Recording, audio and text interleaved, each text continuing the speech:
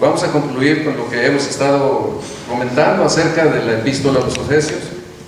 Como quisiera, y pues le pido al Señor, ¿verdad?, que algo de lo que estuvimos viendo pudiera ser de mucha utilidad para ustedes, porque es una carta preciosa. El contenido de la epístola a los Efesios es muy singular, porque nos hace pensar desde antes de la fundación del mundo a nuestros tiempos, la transformación tan grande que Dios hace en nuestras vidas y luego para toda la eternidad. Allá en los primeros temas, el primer tema que vimos fue la nueva vida que Dios nos da y cómo Dios la planeó, Dios la buscó, Dios la quiso. No es algo que nosotros le pedimos a Dios, lo quisimos o de alguna manera lo anduvimos buscando. Fue Él el que nos la dio a nosotros. Y vimos que estando muertos nos dio vida en Cristo Jesús y se implantó esa nueva vida en nuestros corazones y comenzamos a caminar. Y yo creo que todos nosotros pues hemos experimentado esa verdad, como un día caminando sin Dios y sin esperanza, repentinamente Dios nos iluminó y nos hizo ver algo diferente, algo distinto, una necesidad que nunca pensamos que tendríamos de Dios. Pero la cosa que es tremenda es que Dios nos transforma y no nos deja solos, sino que nos introduce a una nueva sociedad. Esta nueva sociedad es la iglesia de Cristo, es el cuerpo de Cristo, una nueva humanidad. Y la presenta no como una denominación religiosa, sino como algo que trae vida al corazón, una vida fuerte de comunidad, una nueva relación de comunidad dentro de la iglesia y de comunidad para con la sociedad donde nosotros vivimos, y transforma todo nuestro ser, nos hace una nueva sociedad. Y nos explica cómo ahí en la epístola a los Efesios, en los capítulos 2 y 3, nos explica cómo hay un mensaje claro que se nos da, cómo hay voces autorizadas. No nos podemos perder, hay un mensaje claro, hay voces autorizadas. Pablo es una de las voces importantes. Él nos lleva a la reflexión de que ahora a la iglesia, a esta nueva sociedad, le corresponde llevar este mensaje de Dios no solamente al mundo y a los hombres, sino también a las potestades superiores en las regiones celestes y espirituales, porque tienen mucha fuerza, mucho impacto, mucha trascendencia en la vida de todos los hombres. Cuando vimos en el capítulo 2, observamos cómo todos nosotros éramos hijos de desobediencia porque caminábamos de acuerdo a la voluntad del príncipe de la potestad del aire, el espíritu que opera en los hijos de desobediencia. Y nosotros íbamos caminando en esos caminos, pero Dios nos rescató y nos puso en una nueva sociedad que ya no camina en esos caminos, en esos linderos que antes nosotros teníamos. Y esto es lo que nos presenta el apóstol Pablo. Y ahora anunciamos, es una bendición poder anunciar este mensaje del Evangelio, porque este mensaje de la paz, el Evangelio de la paz, ahora atrae a los hombres a una sociedad de paz, a una sociedad con nuevas dimensiones de vida, una nueva relación, un nuevo comportamiento unos con otros. Nos trae a esta posición que es preciosa, es lo que quisiéramos nosotros, vivir vidas en paz y en buenas relaciones, y Dios la trae con nosotros mismos en nuestro interior y entre nosotros también, y sobre todas las cosas con Él. Hay una paz, este Evangelio de la paz la trae así, en todos los sentidos, con Dios entre nosotros y dentro de mí. Nos mostró ahí que esta nueva sociedad tiene necesidad de la oración. Es vital la oración, y hoy veremos cómo en toda oración, cómo lo presenta, como el Señor Jesucristo lo dijo, que es necesario orar siempre y no desmayar. Y hermanos, les invito a que hagan esto, porque hay ahí un secreto de vida preciosa, poderosa, diariamente de bendición, acercarse con Dios. Uno se resiste, pero si uno se obliga a acercarse con Dios, encontramos un camino distinto que viene a satisfacer nuestra mente, nuestro corazón, nuestra alma hasta lo más profundo. Búsquenlo. Es como el Señor dijo: si alguno quiere hacer la voluntad del Padre, conocerá si la doctrina es de Dios o si yo hablo de mí mismo. Y el Señor Jesucristo no habló de sí mismo, sino fue el mensaje de Dios para nosotros, los que no vivimos en paz. Entonces Dios nos lleva a la paz, a caminar en la paz. El tercer tema que vimos fueron los nuevos valores que Dios da a la nueva sociedad, a esta nueva sociedad, hasta a la iglesia. Los valores de la iglesia, vimos 4 que son muy esenciales, muy importantes. Para esto existe la iglesia, para eso está la iglesia. Una es buscar la unidad del pueblo de Dios. Debemos ser uno, y esto es no permitir que nada nos separe, que nada nos distancie, que nada nos enoje a unos con otros, porque esto no es lo que tiene que ver con Dios. Y sí nos invita también a ser activos en el sentido de estimular esta unidad y hacer todo el esfuerzo por mantener esta unidad unos con otros, aunque a veces represente el sacrificio de mí mismo y de mis intereses, porque la vida cristiana es sacrificial, trae sacrificio como Dios lo hizo, como Cristo lo hizo, como Dios lo hizo en Cristo Jesús, también trae un sacrificio. Y la vida cristiana es un sacrificio. Cuando nosotros queremos honrar a otro, ayudarle, guiarle, pues estamos sacrificando mucho de nuestra vida, como hacemos en muchas cosas, ¿verdad? ¿Qué no nos cuesta algo si queremos que funcione? Si queremos que esté pleno, si queremos que camine. Así que la unidad, este es un objetivo muy importante de toda iglesia local. Los hermanos allá, nosotros aquí todos tenemos esa necesidad de unidad. El ministerio capacitador al pueblo, a su pueblo, este es otro valor muy importante del pueblo de Dios, y es enseñarnos la palabra de Dios, caminar en ella. Esta es nuestra ocupación principalmente.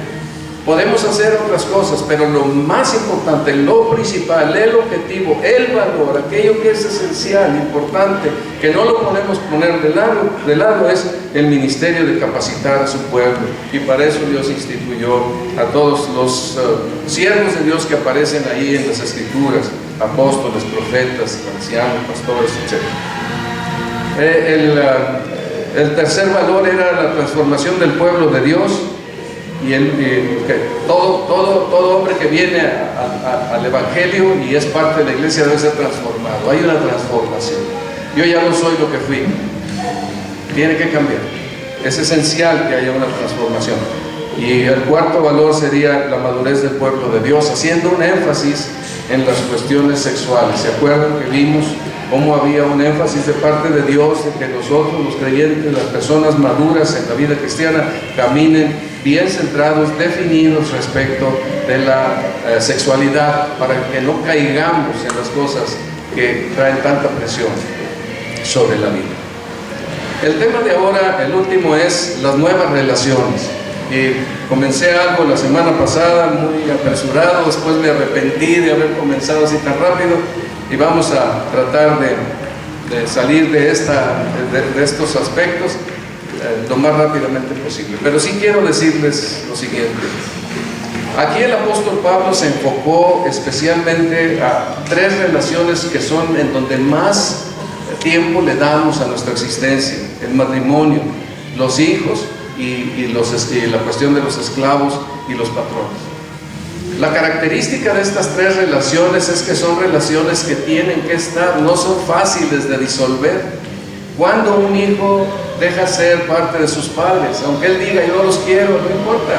Aunque algún padre diga yo no quiero a ese hijo, no importa, sigue siendo, es genético, está ahí, es una relación que se da por nacimiento, ¿verdad? Es una relación estrecha. Y generalmente no produce buenas cosas cuando se separan los hijos, sino que se necesitan los padres y los hijos. El matrimonio, los esposos, la esposa, pues es una relación que no se puede disolver con facilidad, es una relación que permanece, que tiene que estar ahí. Y la de los esclavos, en el tiempo de los esclavos, en que ellos no eran dueños de su vida, de su existencia, pues ellos tenían que estar con los patrones tenían potestad, dominio, eran dueños sobre los esclavos. Y entonces, pues, en estas relaciones no se podían disolver, no había manera. Si algún esclavo escapaba, lo pescaban, lo prendían, lo castigaban y lo regresaban con su dueño, por muy malo que el dueño fuera. Son relaciones que están ahí, que son permanentes, y son relaciones donde puede haber un efecto bien duro entre los que tienen estas relaciones. En estas relaciones se pasa más tiempo, están sujetos uno a otro, no se pueden disolver, son cercanas porque hay que verlo todos los días. y afectan fuertemente la vida. A veces las relaciones son buenas y a veces son abusivas y dejan marca. Esas relaciones invariablemente dejan marca. Cuando se hablaba de la esclavitud, pues había muchos esclavos, a lo mejor sin un ojo, sin una mano, porque al amo le dio la gana de cortarle la mano, sacarle un ojo, y nadie le podía decir nada.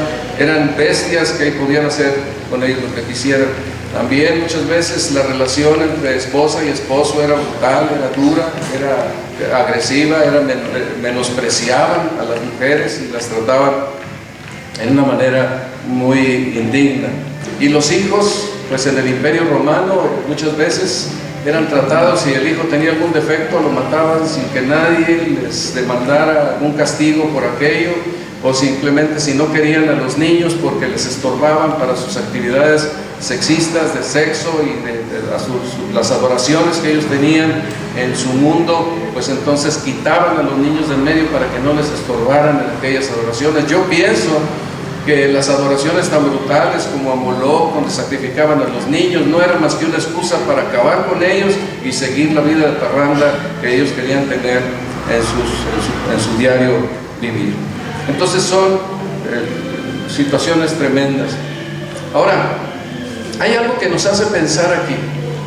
Acuérdense de los dos principales mandamientos: amarás a tu Dios con todo tu corazón, alma y mente, y el segundo, amarás a tu prójimo como a ti mismo. Y una esposa es el prójimo, un esposo es el prójimo, los hijos son mi prójimo, mis padres son mi prójimo. Pero también es lo que les enseña el apóstol Pablo: los esclavos es el prójimo del amo, y el amo es el prójimo de los esclavos. Esto cambiaba completamente la perspectiva de la vida. Dios mandó que se amara al prójimo como a uno mismo. El Señor dijo: amarás a tu prójimo como a ti mismo. No te vas a vengar de él, no le vas a hacer daño, vas a amarlo como a ti mismo. Y con ese mandamiento Él estuvo insistiendo entre los judíos en diferentes momentos para decirles: no pequen contra su prójimo. Dice, por ejemplo, en Números 5:5, dice 5, 5 y 6, dice: el Señor le ordenó a Moisés que les dijera a los israelitas. En la Nueva Versión Internacional dice: el hombre o la mujer que peque contra su prójimo traiciona al Señor y tendrá que responder por ello. Cuando en la nueva versión, en la versión 60, dice: prevarica contra el Señor. Cuando alguien ha establecido un mandamiento, un principio, como es el mandamiento de amar al prójimo, como dice la Escritura, es un mandamiento establecido por Dios y no puede quebrantarse sin consecuencias de ninguna manera. Es un mandamiento, acuérdense, de toda palabra ociosa daremos cuenta a los hombres delante de Dios. También de todas las emociones y sentimientos o esas actitudes que no tuvimos apropiadamente para con el prójimo. También esto va a ser visto por Dios, juzgado por Dios, analizado por el Señor. Lo que hicimos contra otras personas nos será puesto delante de nosotros y Dios nos juzgará por ello. Esto es un hecho. Por esa razón se habla de traiciona al Señor y tendrá que responder por ello. En el tiempo de los judíos tenían que pagar las multas y todas las cosas que tenían que hacer, pero en el tiempo eterno tendremos que estar en la presencia de Dios y dar cuenta de qué fue lo que hicimos con nuestra vida, en nuestra vida contra nuestros prójimos. Entonces, el mandamiento de Dios para amar al prójimo como a nosotros mismos es muy serio. Es un mandamiento que Dios nos tomará en cuenta. En este mundo se rompe ese mandamiento. Se rompe el de amarás a Dios y se rompe el mandamiento de ama a tu prójimo. Todo lo que tenga que ver con el amor se rompe, se hace pedazos, se pone de lado y no importa. Pero cuando venimos a la nueva sociedad, cuando venimos a la iglesia, entonces es diferente. Ahora sí, Dios nos quiere en este mundo con un nivel de vida completamente distinto. Si leemos la Biblia, encontraremos constantemente que hagamos justicia, que seamos rectos, que no dejemos al pobre, que ayudemos a los necesitados. El énfasis constantemente es que tengamos acciones y tratos justos y correctos unos con otros. Y el apóstol Pablo lo quiere enfatizar, pero va a enfatizar específicamente estas tres cosas: el matrimonio, los hijos, los esclavos y los amos.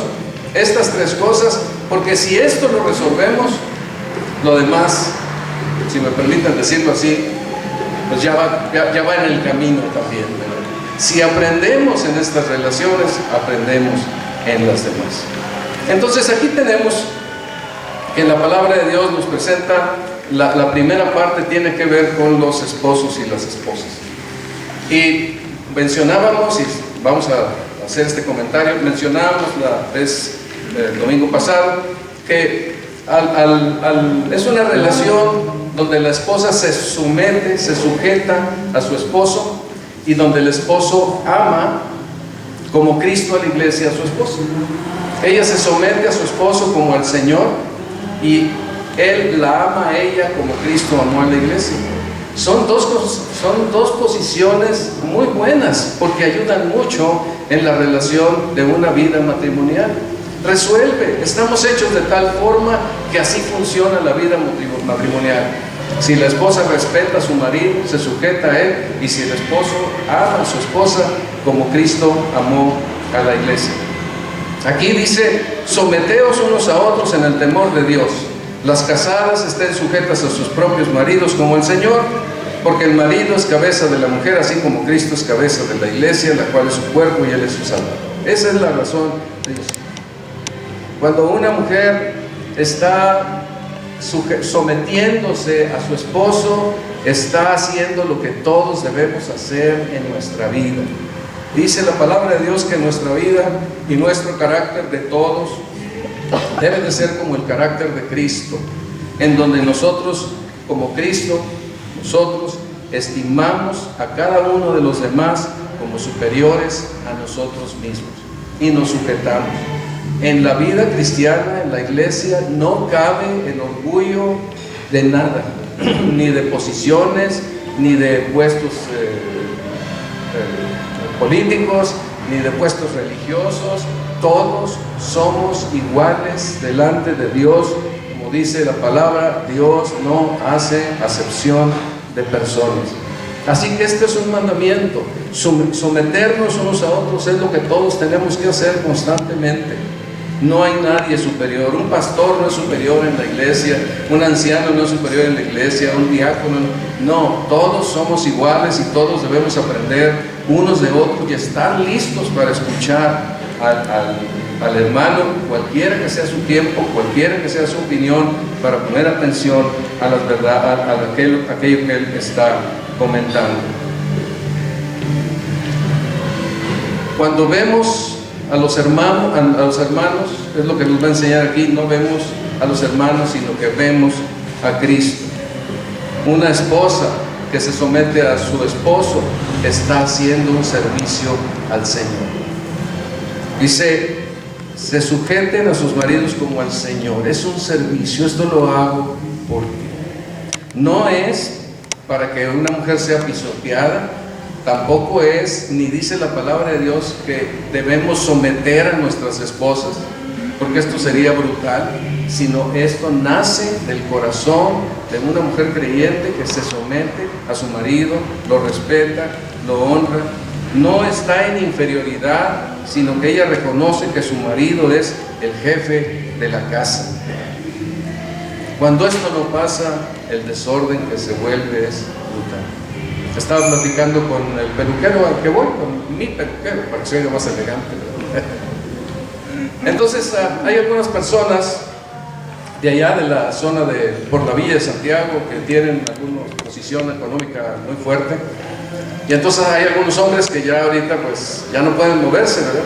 Entonces van por él y se lo llevan, y me estaba platicando ahora que fui con él a la peluquería. Me estaba platicando que en alguna ocasión le llamó mucho la atención, dice, cómo el dinero no da a la gente la felicidad ni la unidad. Me explicaba, porque fui a la casa de un hombre millonario en una zona, es una casa enorme, me impresionó, En un lugar estaban unas damas muy elegantes platicando, jugando, creo, baraja. En otro lado estaban unos jovencitos y unas jovencitas por ahí, y en otro lugar estaba el hombre, que era, pues yo creo que el abuelo de todos ahí, ¿verdad? Estaba el hombre por allá, solo, en su cuarto. Y entonces este hombre me dice, me sorprendió cuando yo iba pasando que ni siquiera les importó todas las groserías que estaban diciéndole a sus esposos, y que por qué se dejaban, y que no seas tonta, y que tú hazle porque tú puedes hacerlo, y estos, etcétera, etcétera, de todos los colores. Y pasaba él por ahí. Y luego dice, tuve que pasar por donde estaban unos jovencitos también, y estaban tomando cerveza, y estaban diciendo una bola de sandeces y groserías, y hablando de tanta barbaridad ahí, y que iban a organizar una parranda, y que tenían que ir a la otra fiesta, y que, dice, me impresionó. Y cuando llegué a cortarle el cabello, aquel hombre que estaba por ahí en su cuarto elegante, estaba también echando pestes contra todos. Ya no los aguanto, quiero que se larguen de aquí, no quiero verlos, no más estar aquí abusando de mí. Eso no es. No importa el dinero que uno pueda tener, eso no es la vida. La vida es la que Cristo ofrece en Cristo Jesús, la que el Señor nuestro Dios ofrece en Cristo Jesús. Es una vida de paz. Y aquí las mujeres pueden estar en paz y son protegidas por sus esposos. Cuando la palabra del Señor dice ama, y ama como Cristo, significa que se da profundamente, intensamente, totalmente, hasta el sacrificio. Y esta es la clase de liderazgo que debe tener un esposo. Entonces la esposa se somete a su esposo, lo respeta, lo honra. No significa que no habla, platica, comenta, etc., pero se somete a su esposo, a su liderazgo. Y el hombre toma el liderazgo, pero toma un liderazgo con amor. Me da mucho gusto cuando me asomo en la página de uno de los hermanos de Jalapa, Julio Hernández, después de haberlo visto cómo vivió antes de conocer el mensaje del Evangelio. La transformación tan grande que Dios hizo en su vida es algo impresionante. Él tiene una declaración ahí de los, ¿cómo se llaman los? Es una declaración de los valientes, ¿no? Dice, no le pregunten a nadie quién está a cargo de mi familia, porque soy yo. Yo amo a mi mujer, no me pregunten si la amo, y la respeto, la honro, y estoy con ella. De una manera entregada, total. Cuando yo conocí su vida antes, y esta transformación es impresionante. Esto es venir al Evangelio de Dios, entrar a la iglesia de Dios, y también vivir en los valores de Dios y conocer esta vida nueva en Dios, de nuevas relaciones que son profundamente bendecidas. Qué bueno vivir en paz, ¿no creen?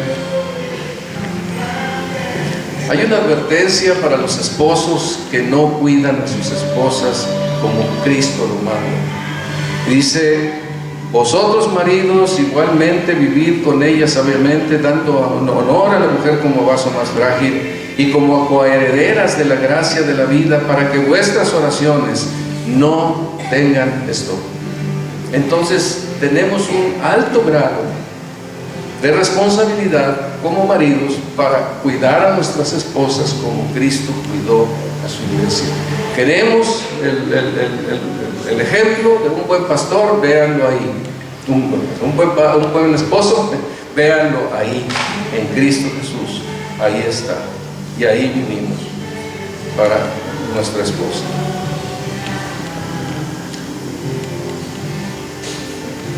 Aquí está sujeción y amor, ayuda idónea, ¿verdad? Y cuidado extremo, con mucha atención. Luego el apóstol Pablo va hacia los hijos. Como dije al principio, pues los hijos eran terriblemente cuidados en aquel mundo de los romanos, en aquel mundo en que vivían los efesios, y los maltrataban, y los podían matar, y hacer mucho daño. Y para los romanos el hijo seguía el pater, ¿cómo se llama? El dominio paterno, podía seguir hasta que aún el muchacho ya fuera grande, ya no había independencia, él seguía siendo bajo la autoridad del padre, y podía ser una autoridad brutal en contra del Hijo. Pero el Señor otra vez presenta el honrarse uno a otro, y los hijos deben honrar a los padres.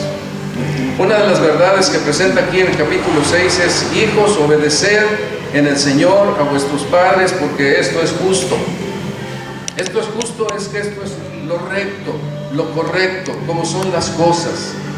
Este mundo no es para las balaceras, ni para estar cortando cabezas, ni matando gente. Este mundo es para la paz, es en donde el mundo puede crecer y desarrollarse. Cada vez que los medios presentan cómo viven las personas que hacen toda esta clase de crímenes, parece que viven en la inmundicia. No quieren levantar un papel, no quieren tender una cama. Lo que viven es una porquería todo alrededor, su mente, su corazón, sus hechos, no cuidan nada absolutamente. Todo lo destruyen, todo acaban con él. El mundo no es para esto. El mundo es para tener una vida distinta, y aquí está la oportunidad cuando uno viene a Cristo, se convierte en el Evangelio, entra a la iglesia, entra a sus valores y entra a las nuevas relaciones que Dios nos permite, nos concede tener. Y aquí los hijos se les pide que obedezcan a sus padres, porque esto es justo, y que los obedezcan, obedecer en el Señor. El énfasis es en Cristo Jesús, en el Señor, obedecerlos. Esto es una ley natural. En Colosenses 3:20 dice: esto agrada al Señor. Es algo que le agrada, por eso lo hacemos. A lo mejor puede ser que algunos padres no sean, pudiera ver, como ha sucedido, jóvenes que son creyentes, sus papás no son creyentes, y entonces hay un estira y afloje difícil por el asunto de la fe o de la clase de vida. Pero como quiera, se les dice que esto agrada al Señor, y los hijos se pueden sujetar a sus padres y orar por ellos y esperar a que vengan los resultados, al final de cuentas, de padres transformados que traigan una nueva vida. Los hijos, como nos dice en Romanos, podían estar desobedientes a los padres, porque esa es la característica de lo que hay en nuestro corazón cuando Cristo no viene a nuestras vidas. Desobedientes a los padres, dice. Pero también los padres pueden tener una característica cuando Cristo no está en el corazón de las personas, cuando Él no tiene el control en la vida, que son sin afecto natural. O sea, no son capaces de sentir ninguna piedad por sus hijos como lo hacían aquellos hombres de la antigüedad. Dios dispuso por creación que los hombres cuiden a sus hijos y los protejan. El hijo es totalmente indefenso, y el cuidado de los padres es de gran bien para cada uno de nosotros. Los padres son el medio de Dios para nuestro cuidado y desarrollo. Todos les debemos mucho el estar vivos en una sociedad tan difícil y siendo nosotros tan frágiles. Una sociedad que cría a sus hijos con esmero es una sociedad que prospera y se construye. La que no lo hace paga el precio, y nosotros en México hemos pagado un gran precio por no cuidar a los hijos a la manera bíblica como Dios lo ha establecido. Una sociedad, hijos que no caminan con cuidado de sus padres, es bastante probable que su vida sea corta. Alguien que anda en los crímenes y anda haciendo todos estos desmanes, no falta que su vida termine antes de la mitad de la edad. Esto es así. No es la manera de caminar, esto afecta. Tenemos que, sí, es riqueza para nuestras vidas, es tener más vida, y vida abundante y gozosa en el Señor. Una sociedad pues se construye. Dice el señor Stott: los padres podemos con mucha facilidad utilizar mal la autoridad, exigiendo cosas irritantes o irrazonables que no toman en cuenta la inexperiencia o inmadurez de los hijos, usando además de la dureza y crueldad para castigarlos, favoritismos y excesos de indulgencia o sarcasmo, ridiculizándolos, humillándolos y anulándolos. Y puede ser. Recuerdo que en alguna ocasión en la ciudad de Puebla, al estar reunidos allá con los hermanos García, venían algunas personas a su casa, y entre ellos llegó un joven con su esposa y su niño, pero él tenía una mano durísima con el hijo. Y cuando yo le preguntaba, pues, ¿qué es lo que te molesta? Que no se lava los dientes, que no está tendiendo la cama, que no lo hace bien cuando le pido que lo haga. Y yo le pregunté, ¿y lo acompañas? No, él tiene que hacerlo. No, pero tienes que acompañarlo. ¿Cómo puede el niño? Algo así, un hombre que era inteligente, capaz en sus negocios y en su empresa, y no podía pensar que el niño no tenía la capacidad de tender una cama, y entonces lo azotaba, enojado como energúmeno, porque el niño no estaba haciendo correctamente lo que tenía que hacer. En aquel tiempo era durísimo como los padres trataban a sus hijos, y no debían hacerlo así. Se convertían a Cristo, tenían que cambiar. ¿Se acuerdan que uno de los valores es la transformación? Si somos cristianos, no podemos ser los mismos. Si fui iracundo, si hice tal o cual cosa, ya no puede ser igual. Si soy de Cristo. Si no, bueno, pues no va a pasar nada, es lo más seguro. Pero si soy de Cristo, entonces empiezo a caminar y mi vida se transforma. Desde las cosas sencillas y pequeñas hasta las cosas muy importantes y muy fuertes, pero se va transformando nuestras vidas. Dice, y vosotros padres no provoquéis a ira a vuestros hijos, sino criadlos en disciplina y amonestación del Señor. Usemos el mensaje de Dios sabiamente para ayudar a los hijos, para corregirlos, para animarlos, para ir adelante.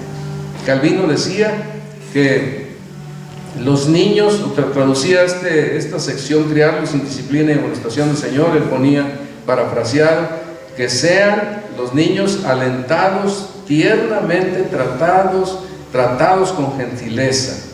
Y creo que se ve como lo que Pablo decía respecto de los tesalonicenses, que cuando llegaron a cuidarlos, en que se habían convertido a la fe, entonces llegaron a cuidarlos como la nodriza que cuida con ternura a sus propios hijos.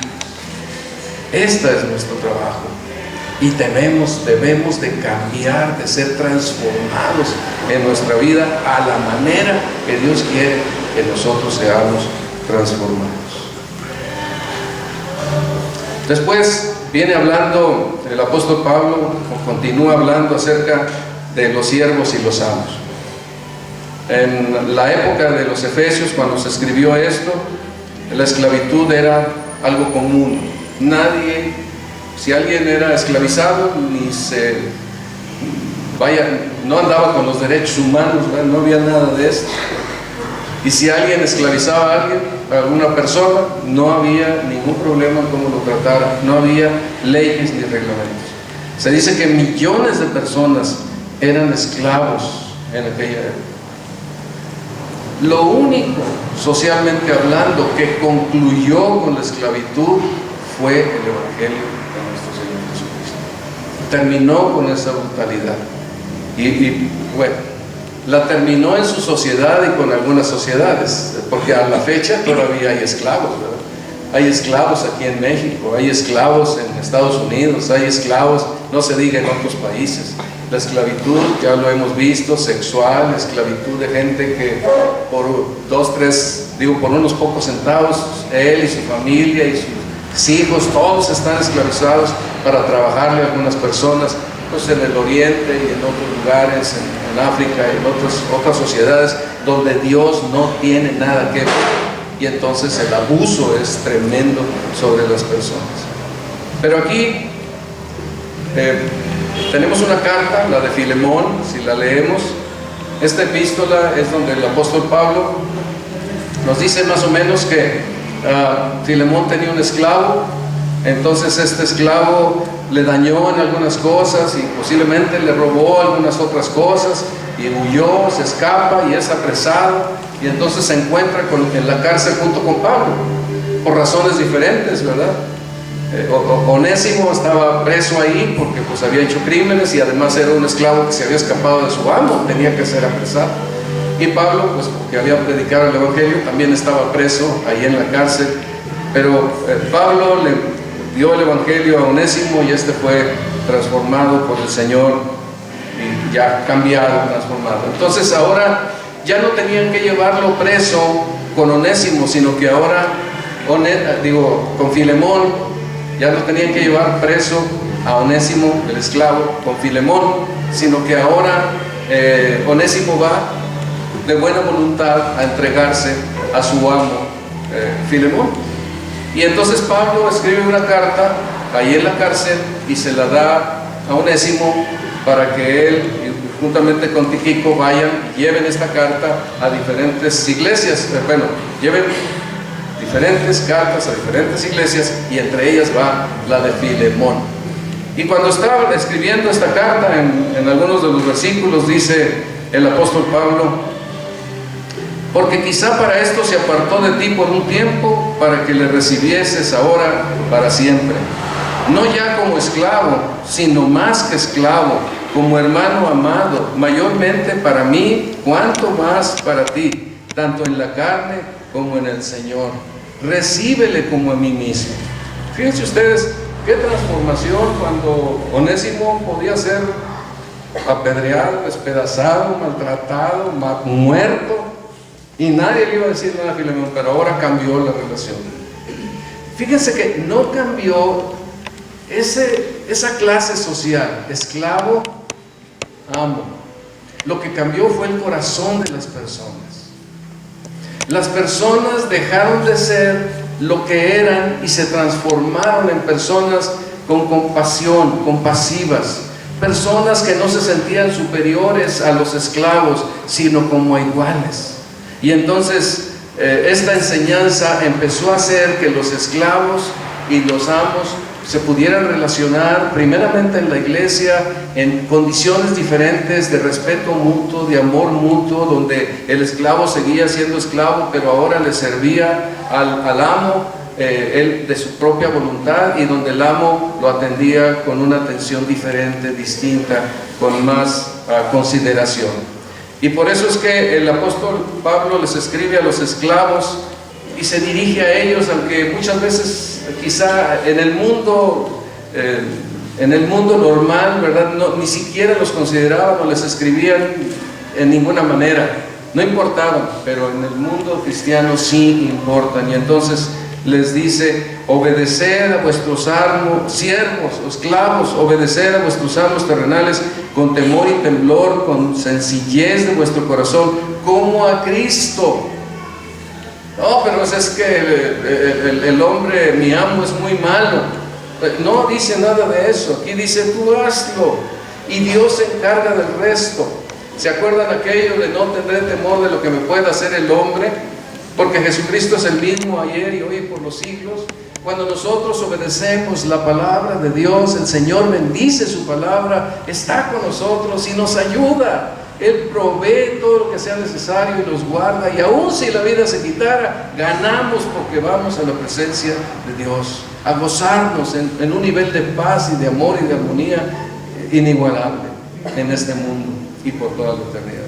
Entonces, tú obedécele como al Señor, no sirviendo al ojo como los que quieren agradar a los hombres, sino como siervos de Cristo de corazón, haciendo la voluntad de Dios, sirviendo de buena voluntad como al Señor y no a los hombres, sabiendo que el bien que cada uno hiciere, ese recibirá del Señor, sea siervo, sea libre. Debemos hacer el bien, debemos servir a las personas como a Cristo, debemos servir de corazón, debemos hacerlo de buena voluntad. Si tenemos una responsabilidad, debemos hacerlo de esa manera, y así lo tenían que hacer aquellos esclavos, y ellos eran guardados por el Señor, protegidos.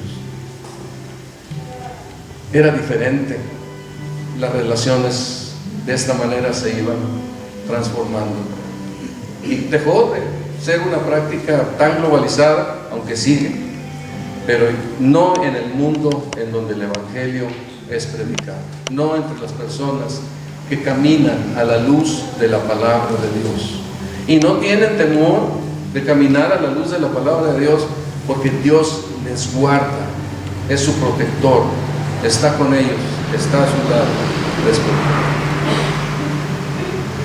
Yo creo que, es mi opinión, que una persona que entendía eso, bueno, ya no voy a servir al hombre, voy a servir a Cristo, y voy a servirle como siervo de Cristo, de corazón, de buena voluntad, voy a hacer lo mejor que yo pueda. Cuando tenían este concepto en su mente y en su corazón, entonces creo que, aunque por fuera siguieran siendo esclavos, por dentro estaban libres. Lo hemos escuchado esto muchas veces. Yo puedo estar ahí, preso en algún lugar, metido en un hoyo profundo, porque ahí me pusieron los hombres, pero si mi corazón está libre, entonces yo descanso y aquello no me afecta ni me perjudica como pudiera ser. Quizá un ejemplo es Juan Munía, que estuvo muchos años preso, como 10 años preso, por negarse a predicar un evangelio distinto al evangelio de la palabra de Dios, y ahí, pudiendo solamente decir unas pocas palabras, él podía salir libre. No lo hizo, ahí estuvo, pero su corazón sin duda fue libre en medio de aquella prisión tan brutal. Nosotros también, hermanos, cuando servimos a Cristo en lo que hacemos, nuestro corazón es libre. Cuando el egoísmo es el que penetra, entonces nuestro corazón queda esclavizado, porque las cosas no son como Cristo las ha mandado. Pero cuando es nuestro corazón de acuerdo al corazón del Señor Jesucristo y hacemos las cosas por Él, para su gloria, nuestra vida es diferente. En nuestro trabajo, en la actividad que tuviéramos que hacer, si somos soldados, si estamos, no sé, excavando minas allá 200 kilómetros o 200 metros para abajo, o donde fuera, ahí estamos nosotros libres, porque nuestro corazón está descansando en Dios y somos completos en nosotros mismos por Cristo Jesús. Les dice aquí a los amos, haced con ellos lo mismo, dejando de amenazarlos, sabiendo que el Señor de ellos y vuestro está en los cielos, y para Él no hay acepción de personas, no hay clases sociales, no hay favoritismos, no hay diferencia en cómo el Señor Jesucristo nos ve a todos nosotros. Bueno, ahí están los tres: el matrimonio, los padres y los hijos, a grandes rasgos.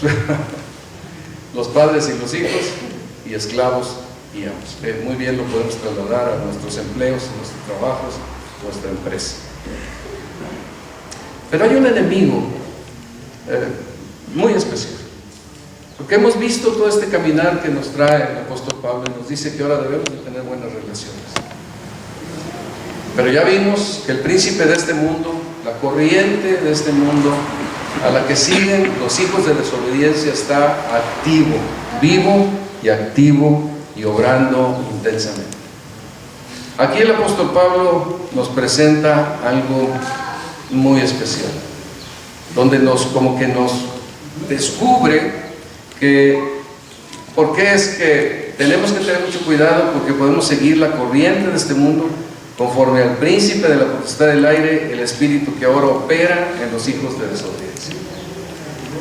Dice aquí el apóstol Pablo cuando entra a la parte espiritual, porque la parte espiritual afecta nuestra vida material. La acción de Satanás es fuerte, aunque no se vea.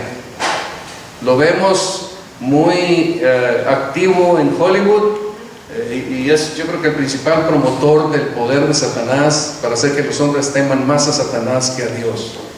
Pero es un enemigo derrotado, no es un enemigo vencedor. Está en los últimos tiempos de su existencia y trata siempre de destruir, desbaratar la obra de Dios. Y a donde penetra con fuerza es hacia estos elementos que hemos visto: el matrimonio, los padres y los hijos, y las relaciones entre los hombres, para hacer estas diferencias y tratarlos brutalmente. Ahí entra. Por eso, una vez que termina con estos tres aspectos, dice lo siguiente el apóstol Pablo, del versículo 10 en adelante: por lo demás, hermanos míos, fortaleceos en el Señor y en el poder de su fuerza, vestidos de toda la armadura de Dios, para que podáis estar firmes contra las acechanzas del diablo, porque no tenemos lucha contra sangre y carne. Y este es un hecho real. Parece que es aquí mi problema entre unos con otros, ¿verdad? Yo me enojé con Cris. No es tanto esto. Hay algo que promueve, que incita, que motiva mis pasiones y hace que haya un disgusto entre los dos. Y así es en cada caso. Hay algo que motiva la pasión, el celo, que motiva todos estos pensamientos contrarios, y entonces se rompe la armonía y se inflaman esas pasiones y acabamos con todo lo que tenemos ahí. Les he comentado y lo vuelvo a comentar de un matrimonio que conocimos que pues ellos, tú trabajas, yo trabajo, tú tienes tu dinero, yo tengo mi dinero. No era la unidad de la familia que se esperaba que hubiera en un matrimonio, ¿verdad? Entonces tú pagas la renta, yo pago la luz, tú pagas el teléfono, yo pago, y ahí vamos, ¿verdad? Tú pagas esto, pagas lo otro. En algún momento alguien no pagó, creo que los 50 pesos de la señora que ayudaba, y se armó un problema tremendo de una cosa sencilla. Yo creo que ustedes estarán conmigo, muchas veces nuestras dificultades o discusiones en matrimonio, muchas veces sí, o sea, son terribles, y a veces no queda otra cosa más que concluir con aquella relación, ¿verdad? Porque si no es estar sujeto a cosas muy duras.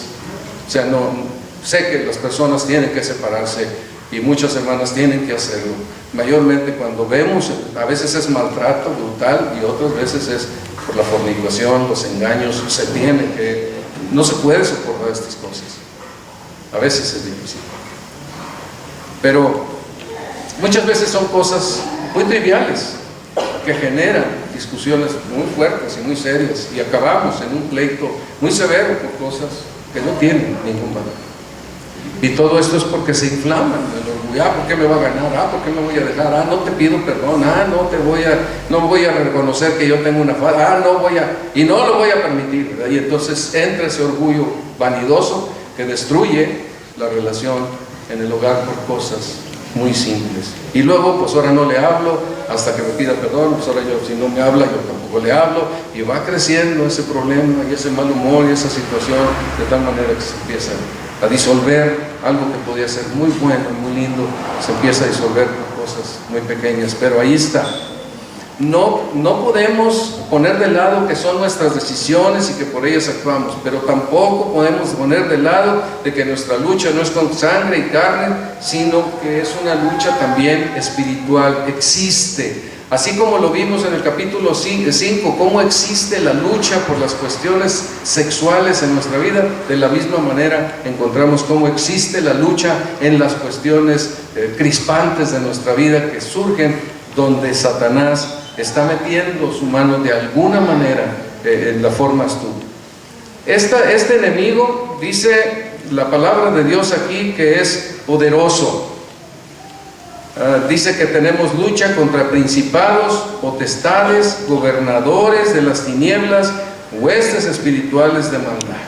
No son cosas pequeñas, están organizados, saben qué hacer, es todo un conjunto que podemos hablar de organización, principados, potestades, gobernadores, huestes, además un populacho, podemos decir así, de ángeles en cantidad que están haciendo daño a las personas. No vamos a ver a lo mejor cadenas que se arrastran o un espíritu que anda volando por aquí y por allá, no vamos a ver nada de eso, está peor, porque las cosas son, como dice aquí, son acechanzas, estratagemas, como dice aquí la palabra de Dios, en la manera como nos utiliza, como maneja las cosas, nos engaña en una forma vil, de tal forma que somos afectados por sus engaños y sus maneras de actuar.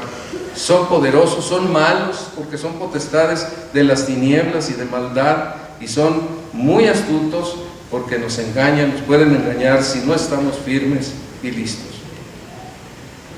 Pero la palabra de Dios dice que sigamos firmes en su palabra.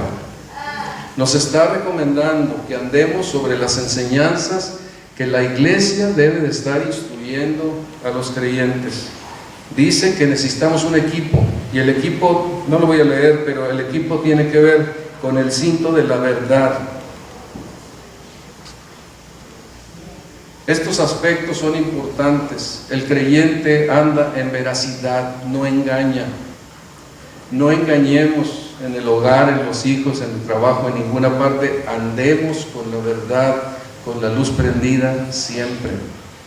No, si tienen sus hijos, mi recomendación sería, aunque ya vienen las mejores recomendaciones acá con Lino, pero yo diría, no diga nunca, dile a tu papá, no le digas a tu papá, no le digas a, no. El hogar tiene que ser algo transparente completamente para todos. Y ahí está la autoridad de los padres que con mucho cuidado y con mucha atención cuidan a sus hijos. Entonces, tenemos que ver con la verdad de la palabra y una forma de vida que es verdadera. Este es un verdadero servicio, ayudar a las personas con la verdad, siempre les haremos un beneficio. El cinto de la verdad en el hogar, la verdad en las relaciones. La coraza de justicia, dos aspectos importantes. La justificación, hemos sido ahora declarados justos por Cristo Jesús, y la rectitud en nuestro diario vivir. Cada día, al andar en nuestra vida, en las relaciones con las personas, estas dos son claves. Yo debo recordar, yo soy una persona que he sido justificado por Cristo, no valgo nada sin Cristo, Él me sacó de aquí, así que yo no puedo inflarme de orgullo, ni de vanidades, ni de nada, porque yo soy una persona que Cristo rescató igual que otra persona. Y yo soy de Cristo como el otro es de Cristo, y si no es de Cristo, pues le tengo que tener la paciencia, lo que sea necesario, Dios me ayudará para atenderlo y cuidarlo. La coraza de justicia, una coraza sólida, fuerte, que recubría los dos lados de las cosas más vulnerables, y cuando faltemos a las personas, pues volvemos a regresar a la necesidad de la coraza de justicia. Si hemos faltado a nuestro esposo, a nuestra esposa, a nuestros hijos, en alguna cosa con la gente, vayamos a pedir perdón. Dios nos perdona y nos limpia de todo pecado. Sepamos que nuestra justicia no se mantiene porque yo soy muy capaz, sino por la gracia de Dios es que la justicia se mantiene. Calzados los pies con el apresto del Evangelio de la paz se promueve. Es lo más deseable que tenemos nosotros, tener paz. ¿No quieren tener paz? Vivir en paz, estar a paz, ahí en su casa, en buenas relaciones unos con otros, despertar en la mañana y tener la paz y el gozo, decir, qué bendición, claro, que estemos juntos aquí, qué alegría, qué gozo de la comunión y el compañerismo. Paz. Podemos disfrutar de la vida, el Evangelio de la paz, que trae paz al corazón, que trae paz con Dios y que trae paz entre nosotros, ¿verdad? Y esto nos ayuda profundamente. Estabiliza las relaciones, el Evangelio de la paz. El escudo de la fe, aquí es la doctrina y el don de la fe, que apaga las acusaciones maliciosas de Satanás y en la vida, ¿verdad? Podemos descansar en Dios con este escudo de la fe, o cuando no entendemos por qué pasan las cosas. A veces pierdes un ser querido, pierdes a alguien que amas profundamente. ¿Por qué se fue? ¿Por qué pasa esto? Y el escudo de la fe nos guarda. O cuando se perdió un negocio, no funcionó, o perdí el trabajo, o estoy en circunstancias muy difíciles, el escudo de la fe me sostiene y me ayuda para mantener la paz y la confianza en un Dios que proveerá para todas las necesidades. El escudo de la fe es importante para vencer las artimañas del diablo, para vencer sus acusaciones. Ahí vendrá con muchas cosas, pero el escudo de la fe es clave, la doctrina y el don de la fe que tenemos. Miren, cuando estén en una lucha muy dura, ¿se acuerdan del día malo del Señor Jesucristo? El día malo de Pedro, el día malo de David, todos con un día malo brutal. Es el día de orar a Dios y de pedir su ayuda y que fortalezca nuestra fe. Me encuentro en situaciones diferentes en mi vida y otras veces me he desesperado, pero he tenido mayor provecho cuando en lugar de desesperarme me acerco con Dios y me arrodillo y le digo, Señor, ayúdame, fortalece mi fe, que me pueda sostener en ti, que no peque contra ti. que yo pueda salir airoso en esta circunstancia. Hermanos, tenemos el recurso, usémoslo.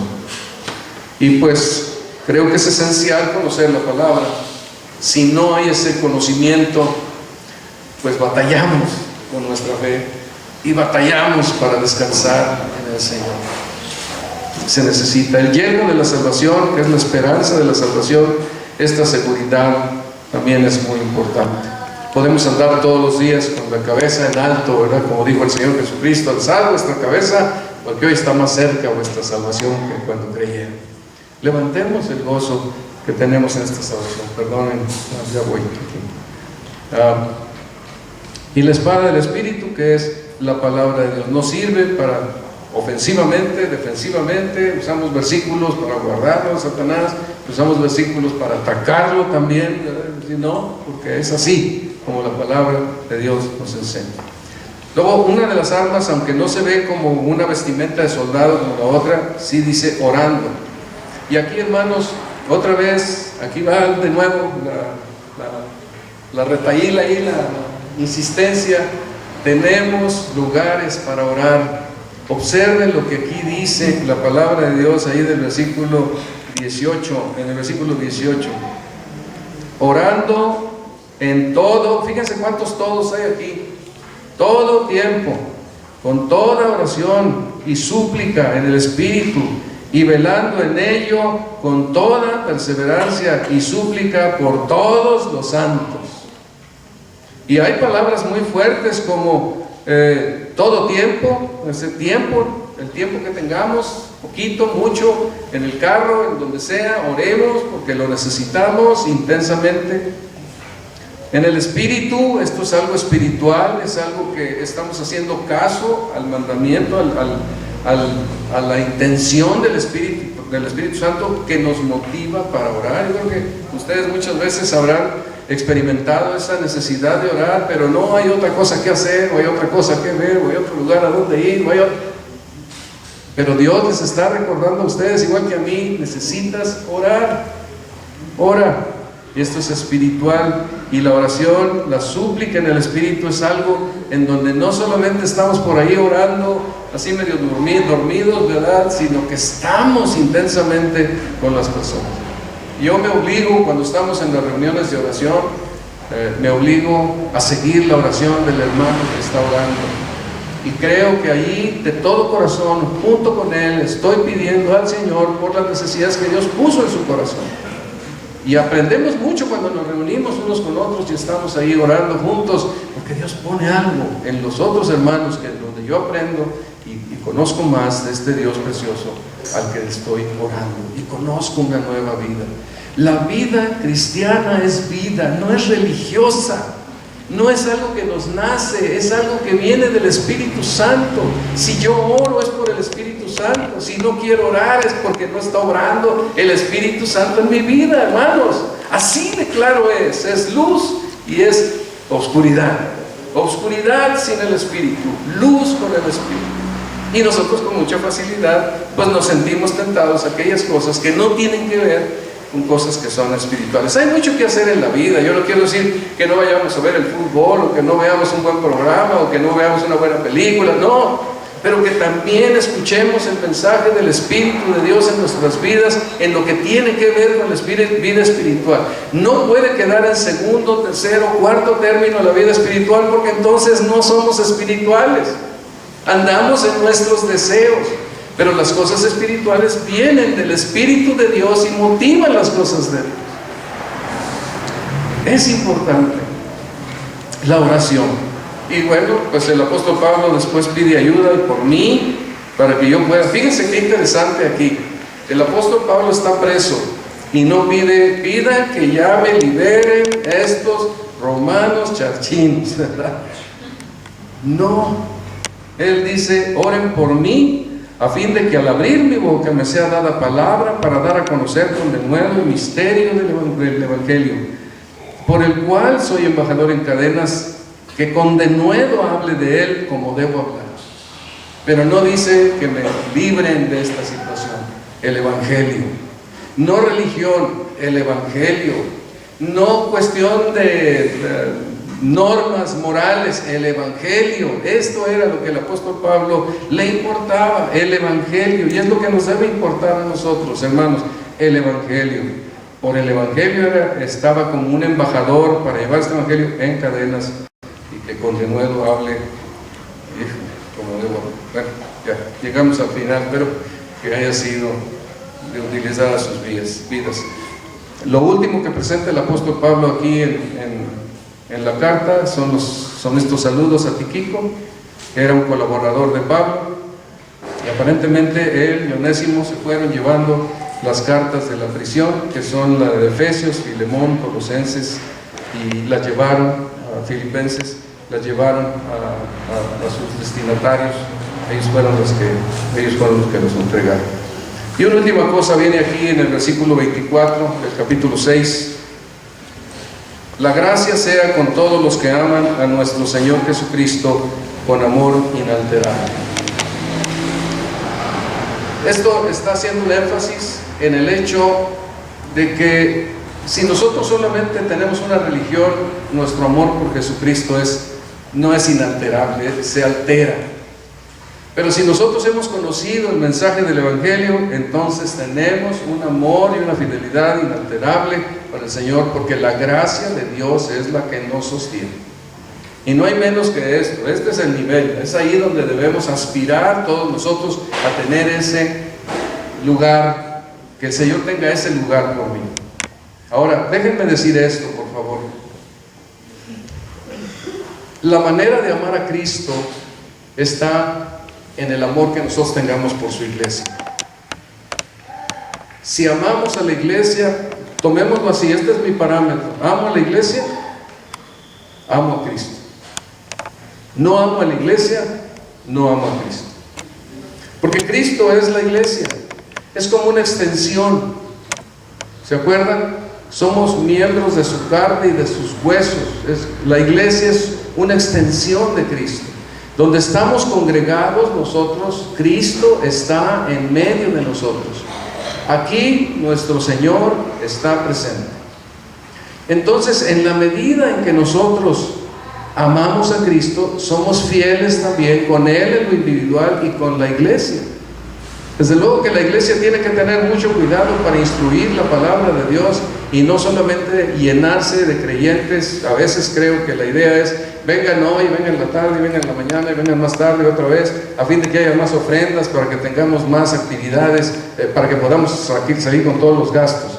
Si esto es así, están pecando, esto está pecando contra Dios.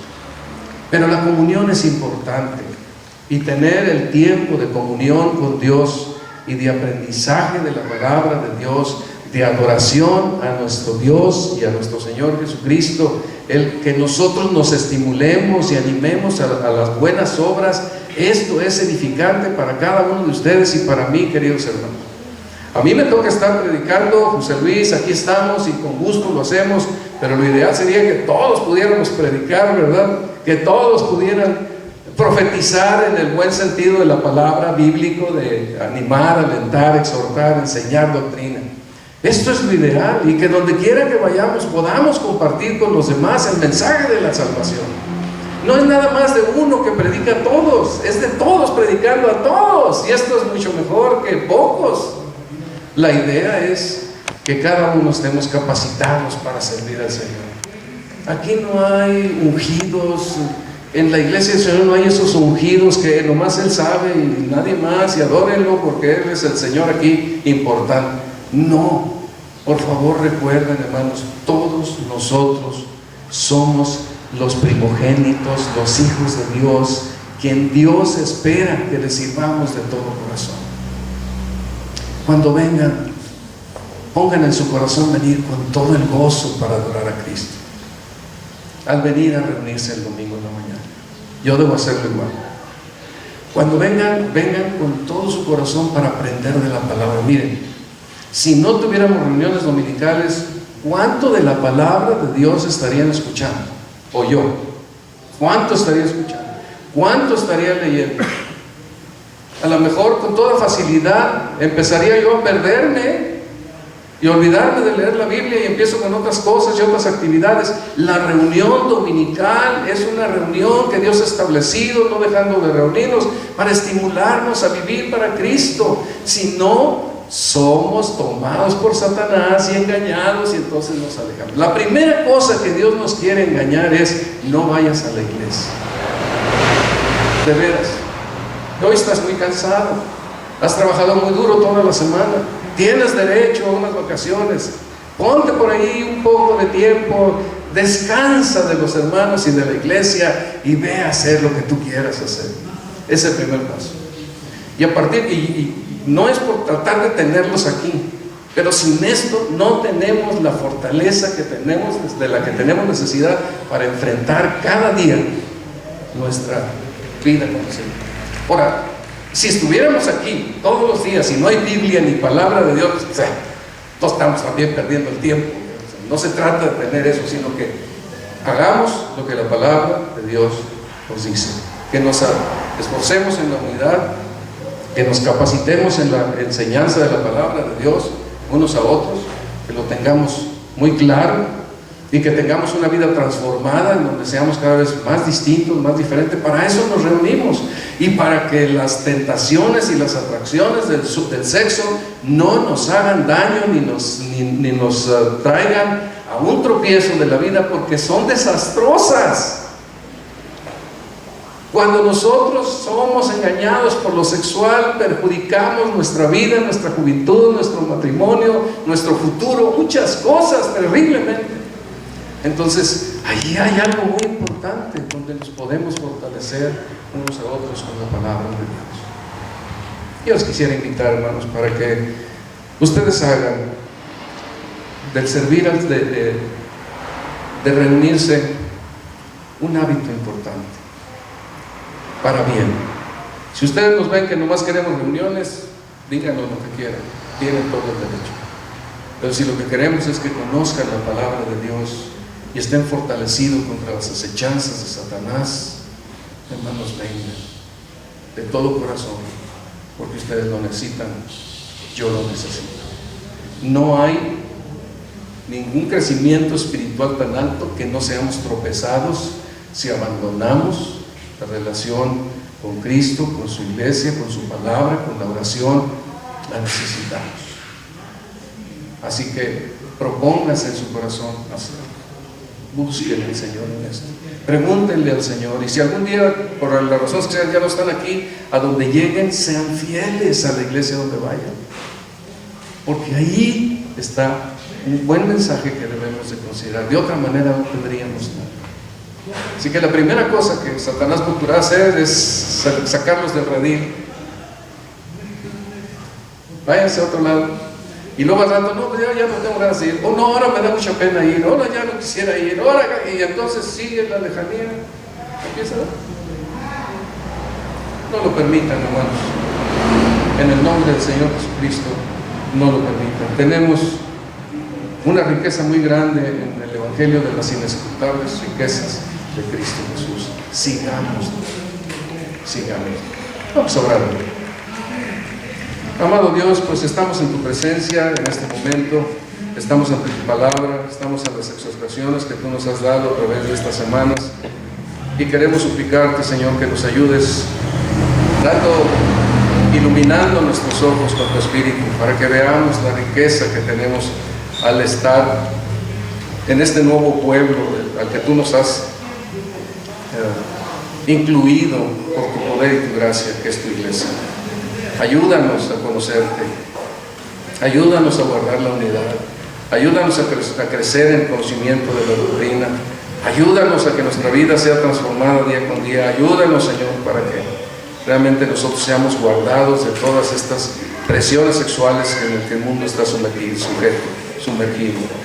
Ayúdanos, Padre, y guíanos para que tomemos decisiones claras para venir, para ser edificados, para poner el interés antes que nuestra salud, antes que otras cosas, porque esto nos va a traer un bien a nuestras vidas, no nos va a hacer daño, porque más bienaventurado es dar que estar recibiendo. Ayúdanos, Padre, te lo pedimos en el precioso nombre de Cristo Jesús, para la gloria tuya, y permite que seamos la iglesia que tú quieres que seamos, y que podamos invitar a otros y alcanzar a otros para que vengan a este conocimiento de Jesucristo. Ayúdanos, Padre, en el precioso nombre de Cristo Jesús y para la gloria tuya. Gracias, Señor.